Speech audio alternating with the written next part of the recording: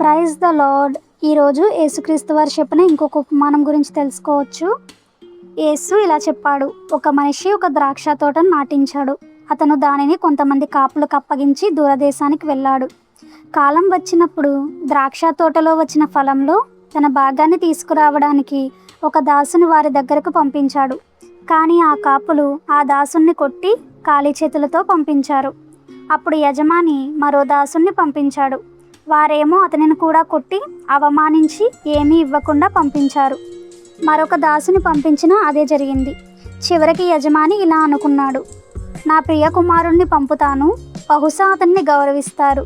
కానీ కాపులా కుమారుణ్ణి చూసి, ఇతడే వారసుడు, ఇతన్ని చంపుదాం, అప్పుడు వారసత్వం మనదవుతుంది అని అనుకున్నారు.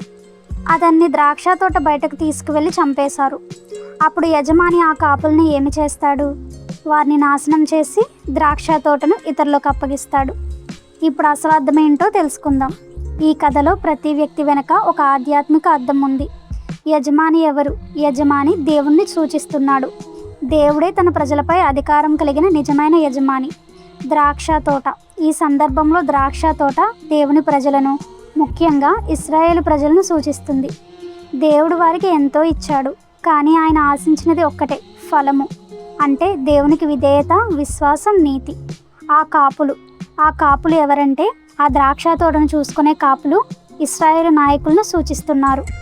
వారికి దేవుని ప్రజలను నడిపించే బాధ్యత ఇవ్వబడింది, కానీ వారు ఆ బాధ్యతను సరిగ్గా ఉపయోగించలేదు. దాసులు ఎవరిని సూచిస్తున్నారు? యజమాని పదే పదే దాసులను పంపించాడు. వారు దేవుని ప్రవక్తలు మరియు దేవుని సందేశాన్ని తీసుకువచ్చిన సేవకులను సూచిస్తున్నారు. దేవుడు తన ప్రజలను సరిదిద్దడానికి ఎన్నోసార్లు సందేశాలు పంపించాడు, కానీ వారు వాటిని తిరస్కరించారు. మరి యజమాని కుమారుడు ఎవరు? ఇక్కడే ఉపమానంలో అత్యంత ముఖ్యమైన విషయం వస్తుంది. యజమాని చివరికి ఇలా అన్నాడు: నా ప్రియ కుమారుణ్ణి పంపుతాను. ఈ కుమారుడు యేసుక్రీస్తుని సూచిస్తున్నాడు. ఇతరులు దాసులు, కానీ ఇతను కుమారుడు. దేవుడు తన కుమారుడైన యేసుక్రీస్తును పంపినప్పటికీ ఆయన్ను కూడా తిరస్కరించి చంపాలని నాయకులు ప్రయత్నించారు. అందుకే ఉపమానం కేవలం ఒక ద్రాక్ష తోట కథ కాదు, ఇది యేసుక్రీస్తుని తిరస్కరించే వారి గురించి యేసు ఇచ్చిన హెచ్చరిక. అందుకే ఆ తర్వాత యేసు ఒక ముఖ్యమైన మాట చెప్పాడు: కట్టువారు నిషేధించిన రాయి అదే మూలకు తలరాయి అయ్యింది. ఇక్కడ రాయి యేసుక్రీస్తును సూచిస్తుంది. మనుషులు తిరస్కరించిన వ్యక్తినే దేవుడు తన ప్రణాళికలో అత్యంత ముఖ్యమైన వాడిగా చేశాడు. అంటే మనుషులు యేసును తిరస్కరించిన దేవుని ప్రణాళికను ఆపలేరు. మనకి ఈ ఉపమానం చెప్పే పాఠం ఏమిటంటే, ఈ ఉపమానం కేవలం అప్పటి ఇశ్రాయేలు నాయకుల గురించి మాత్రమే కాదు, మన జీవితానికి కూడా ఒక ప్రశ్న వేస్తుంది. దేవుడు మనకిచ్చిన బాధ్యతను మనం ఎలా నిర్వహిస్తున్నాం?